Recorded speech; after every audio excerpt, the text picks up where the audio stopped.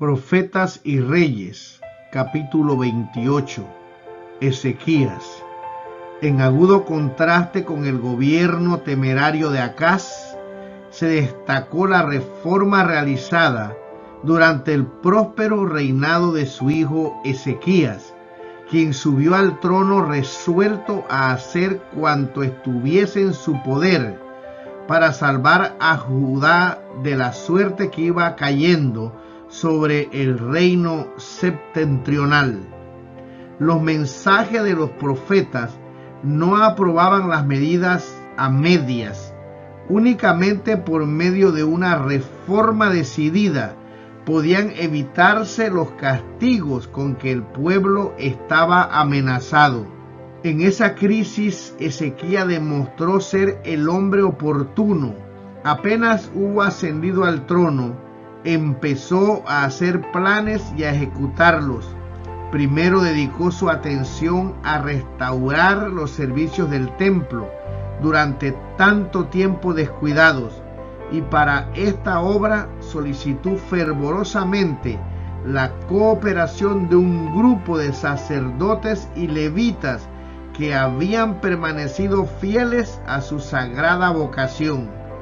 Confiando en su apoyo leal, les habló francamente de su deseo de iniciar inmediatamente reformas abarcantes. Confesó: nuestros padres se han rebelado y han hecho lo malo en ojos de Jehová nuestro Dios, que le dejaron y apartaron sus ojos del tabernáculo de Jehová.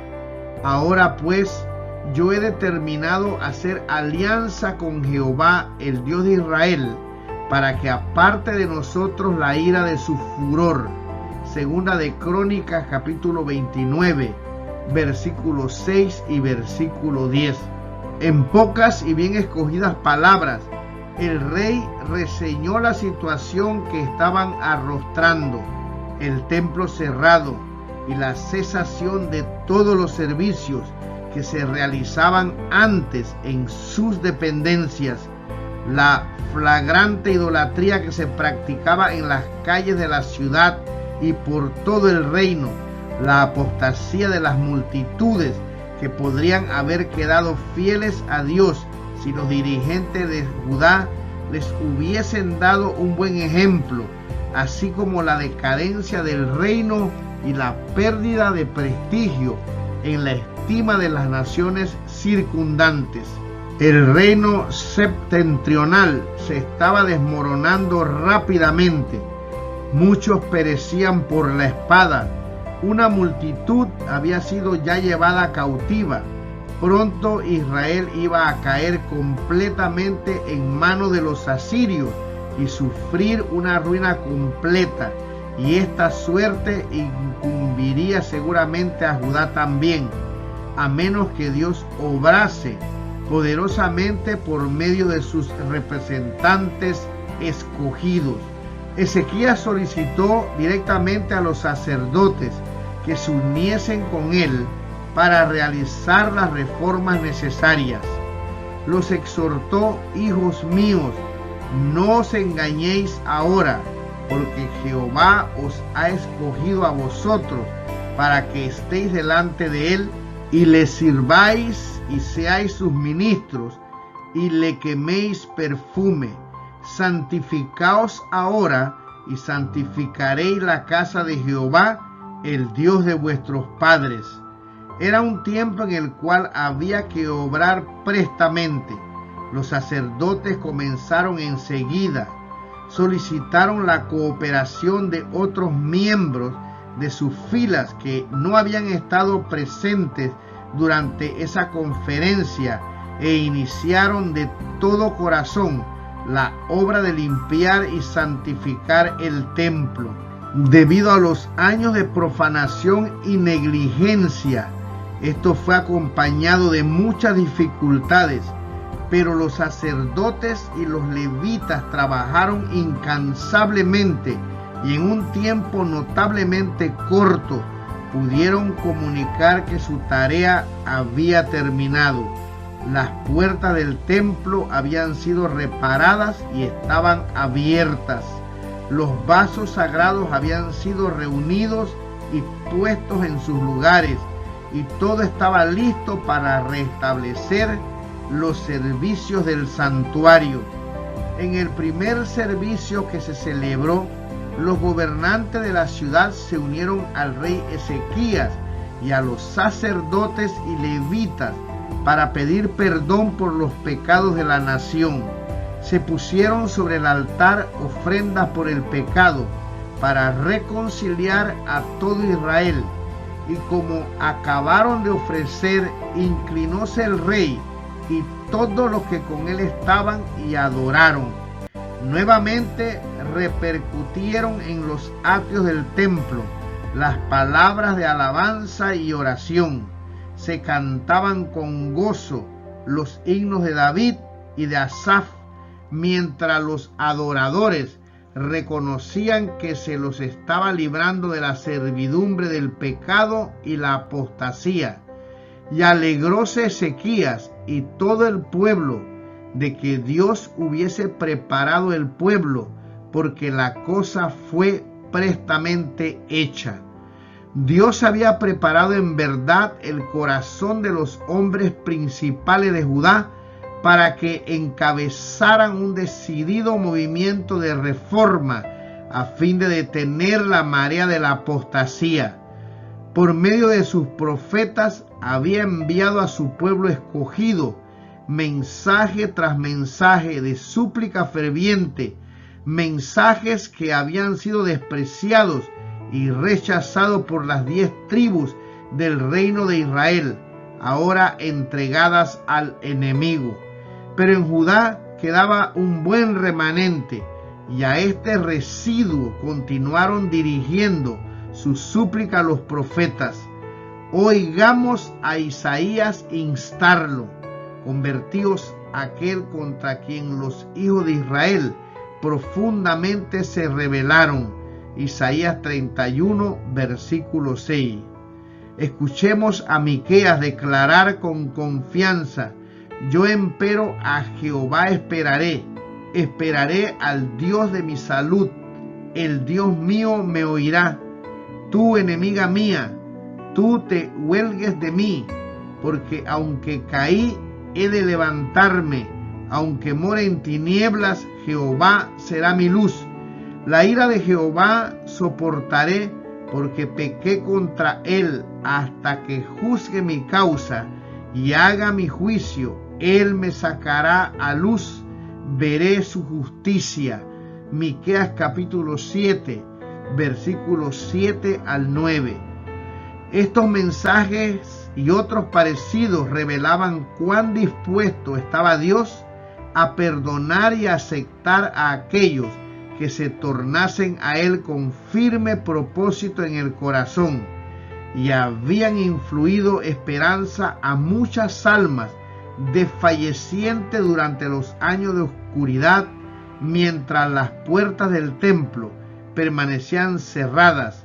Y al iniciar los caudillos una reforma, una multitud del pueblo, cansada del dominio del pecado, se manifestaba lista para responder.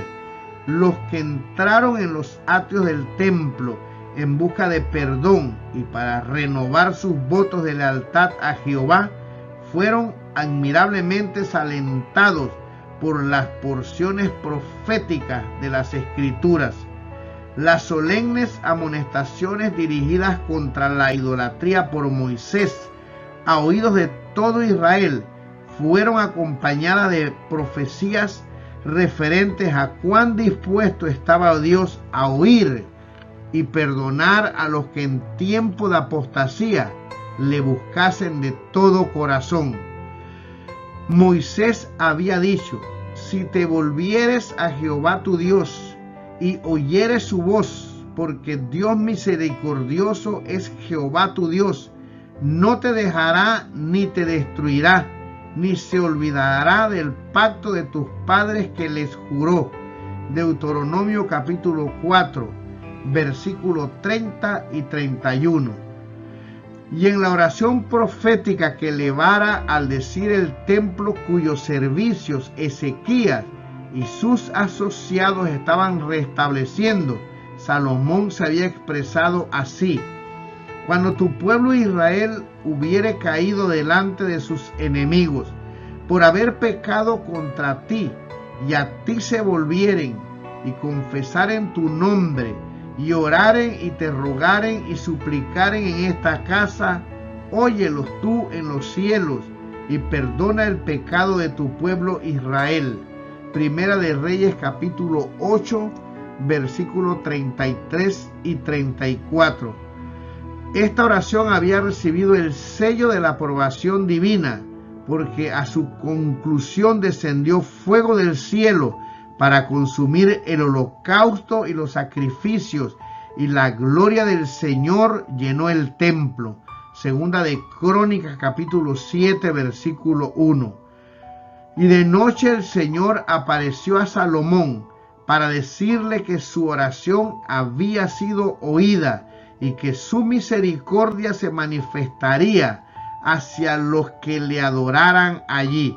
Fue hecha esta misericordiosa promesa: si se humillare mi pueblo, sobre los cuales mi nombre es invocado, y oraren y buscaren mi rostro, y se convirtieren de sus malos caminos, entonces yo oiré desde los cielos y perdonaré sus pecados y sanaré su tierra.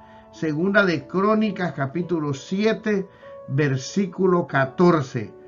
Estas promesas hallaron abundante cumplimiento durante la reforma realizada bajo la dirección de Ezequías. El buen comienzo hecho con la purificación del templo fue seguido por un movimiento más amplio en el cual participó Israel tanto como Judá. En su celo para que los servicios del templo resultasen una bendición verdadera para el pueblo, Ezequías resolvió resucitar la antigua costumbre de reunir a los israelitas para celebrar la fiesta de la Pascua. Durante muchos años, la Pascua no había sido observada como fiesta nacional. La división del reino, al finalizar el reinado de Salomón, había hecho difícil esa celebración, pero los terribles castigos que estaban cayendo sobre las 10 tribus despertaron en los corazones de algunos un deseo de cosas mejores, y se notaba el efecto que tenían los mensajes conmovedores de los profetas. La invitación a asistir a la Pascua en Jerusalén fue proclamada lejos y cerca por los correos reales de ciudad en ciudad, por la tierra de Efraín y Manasés hasta Zabulón. Por lo general, los transmisores de la misericordiosa invitación fueron repelidos. Los impenitentes se apartaban con liviandad, pero algunos, deseosos de buscar a Dios y de obtener un conocimiento más claro de su voluntad, se humillaron y vinieron a Jerusalén. Segunda de Crónicas capítulo 30, versículos 10 y 11. En la tierra de Judá la respuesta fue muy general, porque allí se sentía la mano de Dios para darles un corazón para cumplir el mensaje del rey y de los príncipes, cuya orden estaba de acuerdo con la voluntad de Dios según se revelaba por medio de sus profetas. La ocasión fue del mayor beneficio para las multitudes congregadas. Las calles profanadas de la ciudad fueron limpiadas de los altares idólatras puestos allí durante el reinado de Acaz. En el día señalado se observó la Pascua, y el pueblo dedicó la semana a hacer ofrendas pacíficas y a aprender lo que Dios quería que hiciese. Diariamente recibía enseñanza de los levitas, que tenían buena inteligencia en el servicio de Jehová, y los que habían preparado su corazón para buscar a Dios hallaban perdón. Una gran alegría se posesionó de la multitud que adoraba y alababan a Jehová todos los días los levitas y los sacerdotes cantando con instrumentos de fortaleza, pues todos eran unánimes en su deseo de alabar a aquel que les había manifestado tanta misericordia. Los 7 días generalmente señalados para la Pascua parecieron transcurrir con demasiada rapidez y los adoradores resolvieron dedicar otros 7 días para aprender más acerca del camino del Señor. Los sacerdotes que les enseñaban continuaron su obra de instrucción basada en el libro de la ley, y diariamente el pueblo se congregaba en el templo para ofrecer su tributo de alabanza y agradecimiento, de manera que al acercarse el fin de la gran celebración, era evidente que Dios había obrado maravillosamente para convertir al apóstata Judá y para detener la marea de la idolatría que amenazaba con arrasarlo todo. Las solemnes advertencias de los profetas no habían sido pronunciadas en vano, e hiciéronse grandes alegrías en Jerusalén, porque desde los días de Salomón, hijo de David, rey de Israel, no había habido cosa tal en Jerusalén. Había llegado el momento en que los adoradores debían regresar a sus hogares. Levantándose después los sacerdotes y levitas bendijeron al pueblo, y la voz de ellos fue oída, y su oración llegó a la habitación de su santuario al cielo. Dios había aceptado a aquellos que con corazón contrito habían confesado su pecado y con propósito resuelto habían procurado su perdón y ayuda. Quedaba todavía por hacer una obra importante en la cual debían tomar parte activa los que volvían a sus hogares, una obra cuyo cumplimiento daría evidencia de la reforma realizada. El relato dice: todos los de Israel que se habían hallado allí salieron por las ciudades de Judá y quebraron las estatuas y destruyeron los bosques y derribaron los altos y los altares por todo Judá y Benjamín, y también en Efraín y Manasés, hasta acabarlo todo. Después volviéronse todos los hijos de Israel, cada uno a su posesión y a sus ciudades. Segunda de Crónicas, capítulo 31, versículo 1. Ezequías y sus asociados instituyeron varias reformas para fortalecer los intereses espirituales y temporales del reino. En todo Judá, el rey ejecutó lo bueno, recto y verdadero delante de Jehová su Dios. En todo cuanto comenzó, hízolo de todo corazón y fue prosperado. En Jehová Dios de Israel puso su esperanza y no se apartó de él, sino que guardó los mandamientos que Jehová prescribió a Moisés, y Jehová fue con él, y en todas las cosas a que salía prosperaba. Segunda de Crónicas, capítulo 31, versículo 20 y 21. Segunda de Reyes, capítulo 18, versículos 5 al 7. El reinado de Ezequías se caracterizó por una serie de providencias notables que revelaron a las naciones circundantes que el Dios de Israel estaba con su pueblo. El éxito de los asirios al tomar Samaria y dispersar entre las naciones el residuo de las 10 tribus durante la primera parte de aquel reinado inducía a muchos a poner en duda el poder del Dios de los hebreos. Envalentonados por sus éxitos, los ninivitas despreciaban desde hacía mucho el mensaje de Jonás y en su oposición desafiaban los propósitos del cielo.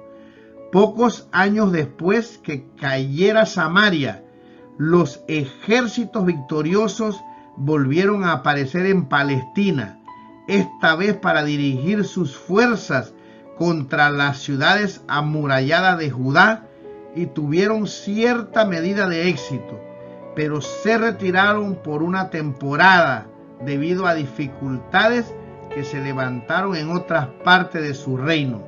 Algunos años más tarde, hacia el final del reinado de Ezequías, iba a demostrarse ante las naciones del mundo si los dioses de los paganos habían de prevalecer finalmente.